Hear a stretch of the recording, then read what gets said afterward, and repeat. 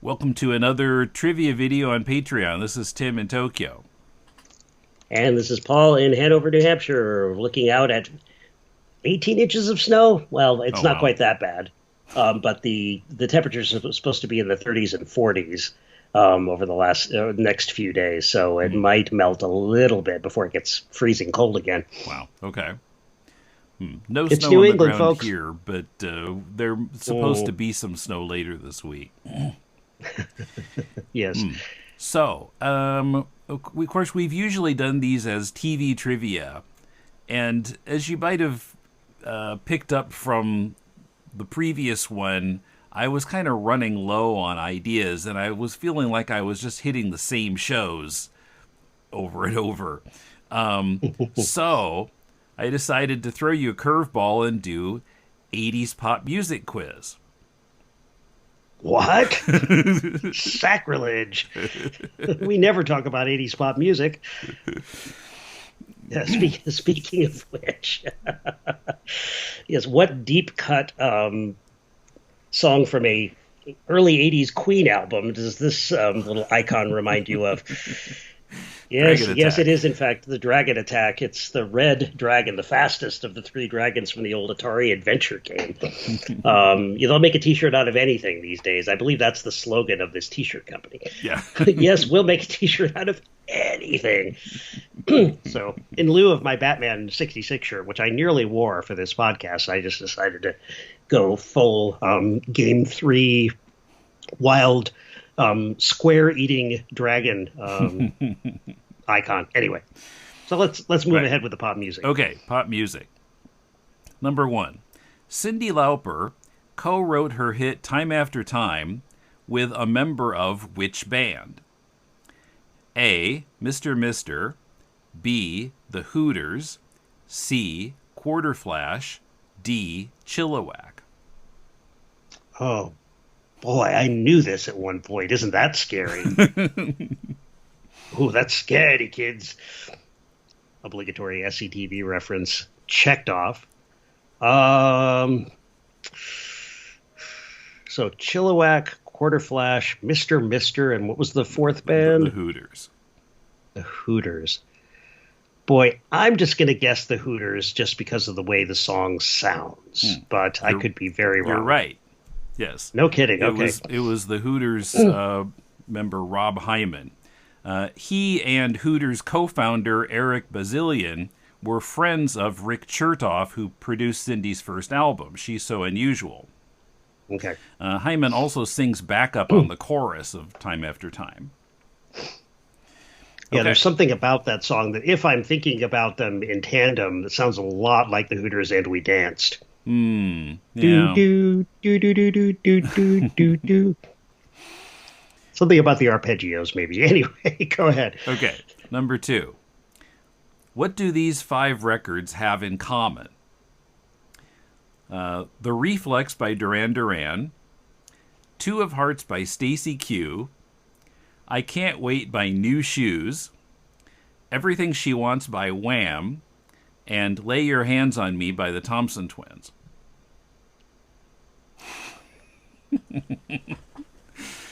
Yeah, this one's They kind all of tough. have melodies. Okay, we'll see if I can give you a clue without giving it away. Let me jot these songs down. Let's yeah. see. Two of Hearts. The Okay. Reflex. Yeah, a song we made endless fun of when I was in high school. I Can't Wait by New Shoes. Yeah, that one I don't know as well. Everything She Wants by Wham. I don't know what the hell you Yeah, I want from was just me. thinking Oh, about that. The Bob just Dylan thinking about the version. Bob Dylan. And Lay Your Hands on Me by the Thompson Twins. Okay, so give me a hint, please. Okay. Oh, please. So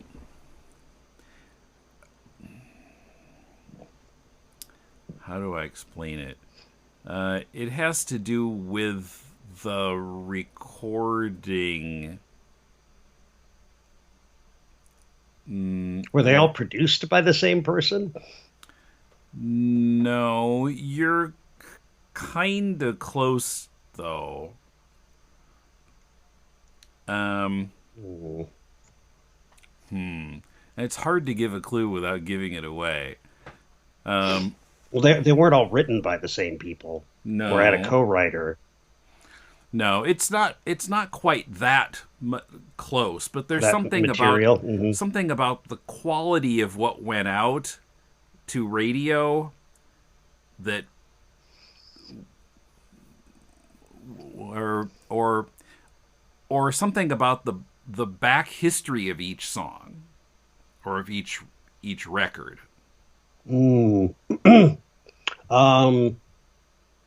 I'll just take a wild guess, and then you can just give me the answer. Okay. They were all, if you don't mind. This is your trivia question. So I shouldn't grab the reins of this. They were all recorded by someone else and didn't get any airplay, or so they were re-recorded by another artist.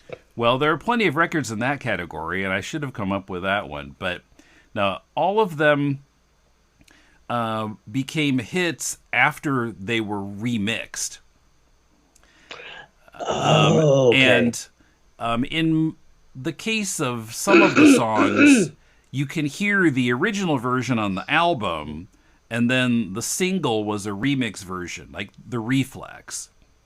Flex. Yeah, that only happens in the single version. That's the remix version, where the remix, mix. Yeah, so it starts out with the da da da da, but the album version starts out with this kind of goofy, dun, dun, dun, dun, da, da, da, da, da, da, da, da, and it's lame. I think. I think the remix version is better. It's more interesting. Yes. The sound of 1.2 million radio listeners changing the station when they hear that opening. Everything She Wants is also the case. On the album version, at least what came out originally in the 80s. I mean, by now they might have just put the single version on the CD or wherever it's available. But I remember, Deb, our sister, had the album, and so there was like this keyboard part that I thought was one of the best parts of the song that was completely missing from the album version. That was only on the single. I see. Now, Two of Hearts, I only knew this because it was mentioned on the radio show I listened to, Crap from the Past. The original version of it did not have the I need you in it at all. Oh wow, that's once again one of the best parts of the song. Yeah, I mean that's what made it a hit, I think. Without that, it's just kind of whatever. It's just another synth pop record, but yeah, it's got a hook, but it needs another one. That's interesting. I can think of another example of that too. It's the Steve Winwood song "Valerie." That was re-released in the later 80s, maybe 86 or 7, after it had been a track from some album before Ark of a Diver, I think, or maybe it was Ark of a Diver. It's not on Ark of a Diver, but yeah, you're right, it was from earlier. It was before Back in the High Life anyway, where he really broke into the mainstream after many years of laboring in the classic vinyl era, as beloved but not famous, or not widely consumed, if you will. But then the 80s, the late 80s version came out and had a lot more reverb in it. It sounded more like the Back in the High Life stuff. Sounded more like stuff from that era. But there was also a Def Leppard song, Bringing on the Heartache, from I think High and Dry, maybe, that was re-released in the later 80s with a bunch of synthesizer in it, and that was the only version you could hear for a really long time. And maybe it became a bigger hit then. I have no idea. But now, when I often listen to shuffle songs by Def Leppard when I'm cooking dinner for some reason, just because I don't love them, but I like the tracks that got played a lot, as long as we cut out anything after Hysteria, because I just don't like that stuff. It's pretty terrible. Their guitarist had died, Steve was gone, it was no longer the same band, but they never play the synth pop version of "Bringing On the Heartache" on Amazon Music. Thank goodness. I think that one is finally decided. They finally decided it's going to languish in obscurity forever. But that was all you could hear of that track on radio in the late '80s. Okay, third question. Now, those same 5 songs.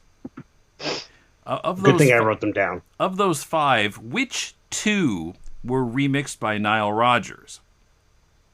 Oh, that's a question I really like. Well, I can't remember "I Can't Wait" well enough, so I might not be able to tell you. I'm going to guess the Reflex is one of them.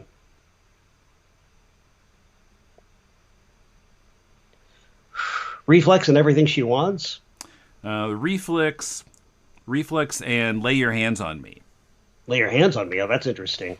Yeah. I guess the Reflex mainly for 2 reasons. One, the kind of the Reflex flex stuff at the beginning reminds me of the way the Power Station record is produced. There's a lot. Even Tony Thompson's drum is often his drumming, which is incredible. But it's often like overlapped a little bit, like like in the opening of the opening track on the record. But also because he was closely involved with members of Duran Duran because the Power Station, right? Yeah. But so anything else about "Lay Your Hands on Me"? I mean, Nile Rodgers was so popular as a producer during that time that people could only get him to produce like 1 or 2 tracks on their records, on right? their LPs. Yeah, like the In Excess song, "Original Sin." There's just that one song he produced. The rest of the Swing album was produced by somebody else. Yeah, like half the Like a Virgin album is produced by Nile Rodgers, and the other half is produced by another producer who went on to work with Madonna Moore. Right. Well, and the amazing thing about Like a Virgin, I almost did a trivia question about this, but I thought it might be too easy. Basically, her backup band is Chic. I know. It's a Chic record, and it's like, Michael Jackson's Thriller is actually a Toto record. Not actually, but you know what I mean. Okay, fourth question. Now, you might know the answer to this. In April 1986, Prince's song "Kiss" was at number 1. The number 2 song was also written by Prince, but performed by the Bangles, "Manic Monday." Manic Monday, yes. There was speculation that Prince was dating Bangles member Susanna Hoffs, and I wouldn't blame him a bit, and thus gave her a song, but no romance between them has ever been proven. 3 years earlier, another songwriter had the top 2 songs in the country, performed by different acts. Can you name the songwriter and those 2 songs? This would have been 1983? Yeah.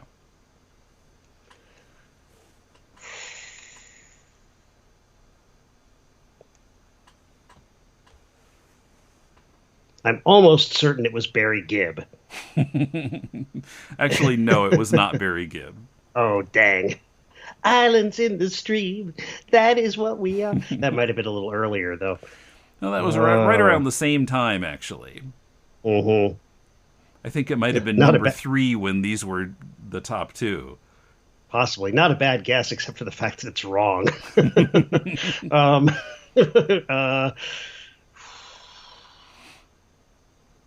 Boy.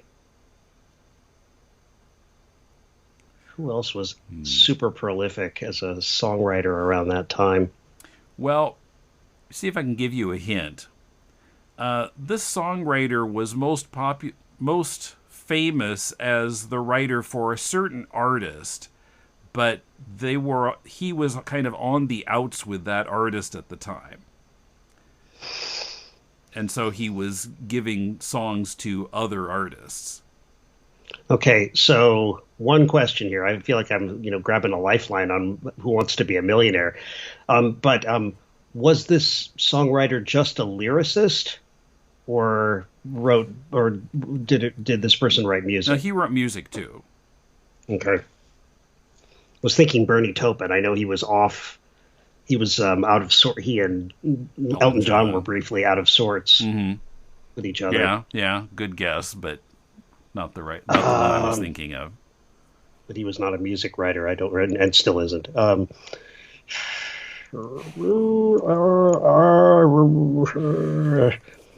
gonna have to take a pass on All this. I right. just can't come up with it. All right. Well, I'll tell you the songwriter, and I think you'll be able to tell me the songs. Okay, that's fair. Jim Steinman. Okay. So, Total Eclipse of the Heart, Mm-hmm. and Making Love Out of Nothing at All. That's right. Yes, yes, yes. This ought to make John S. Drew happy since he's a huge Air Supply fan, isn't he? He's posted about Air Supply. I don't know. I think. Anyway. Okay, one more question. The Jim band Steinman, who, by the way, passed away fairly recently, sometime in the last couple of months. The band Toto was formed by a number of session players who had appeared and continued to appear on everybody else's albums. Right. This right. includes... They were kind of like Atlanta Rhythm Section, except they were better looking. Sorry, that's really mean. I heard Spooky the other day by Atlanta Rhythm Section, and boy, was that a great cover. I mean, the guitar solos go on forever, and they're really worth listening to. But anyway, I digress, as usual. This includes guitarist Steve Lukather. On which of the following songs does Steve Lukather not appear? You're going to name like 60, and let's see. I got 4. Okay. Probably could have come up with more, but A, Physical by Olivia Newton-John. B, Beat It by Michael Jackson. Ooh. C, Low Down by Boz Scaggs. Or D, Running with the Night by Lionel Richie.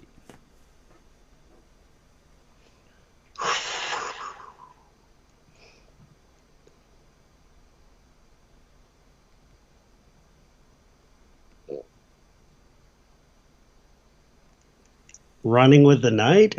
No, he plays on that. He's got the guitar solo and everything. I can imagine him playing on all 4 of those tracks. That's the problem.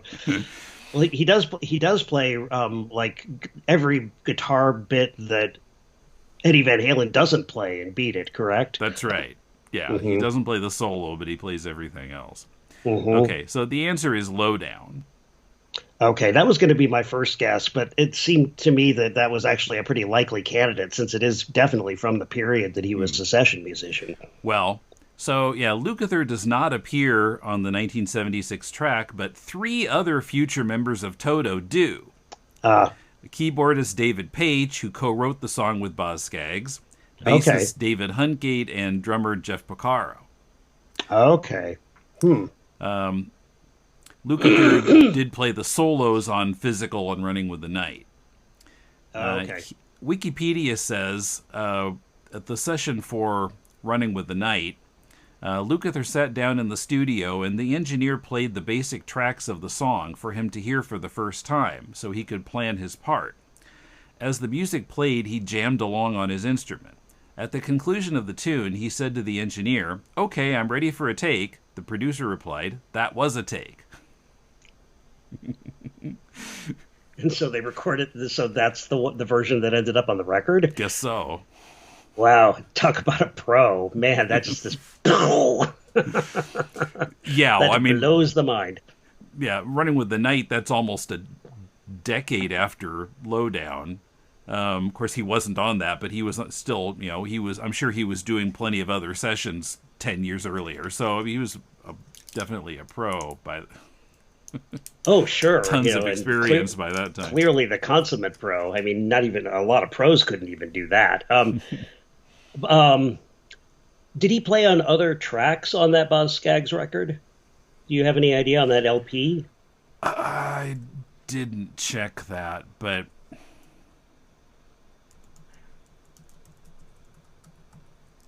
let's see. It's no big deal. I just wondered if you happen to know. That's the Silk Degrees album. I guess not. No, Wikipedia doesn't have him on the list of band members. Interesting. I wonder if he and...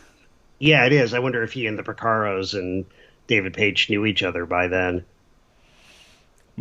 Yeah, possibly. So this was, about 2 years before the first Toto album came out? Right, right. I imagine they must have crossed paths. It'd be kind of hard not to, I suppose. It was a relatively small club, I think. Yeah. Especially when you start digging into 70s records that aren't necessarily, or even are, by, like, bands where all the members played their own instruments. You tend to find these same, like, 12 session musicians showing up all the time. Yeah, they're like the 70s wrecking crew. The 70s and Yeah, pretty 80s much. wrecking crew. Toto. Pretty much. Good Okay. analogy. So that's 80s pop music trivia. Excellent, excellent. Well, I hope by the next time we record one of these to have some good Star Trek stuff lined up. So I'm working on it. I had an idea for a question that ended up being I bit off a lot more than I could chew, at least initially. So we'll leave that as a teaser and hope I'm ready to go by the next time we see you, or at least you see us. Yeah. Okay, so thanks for watching.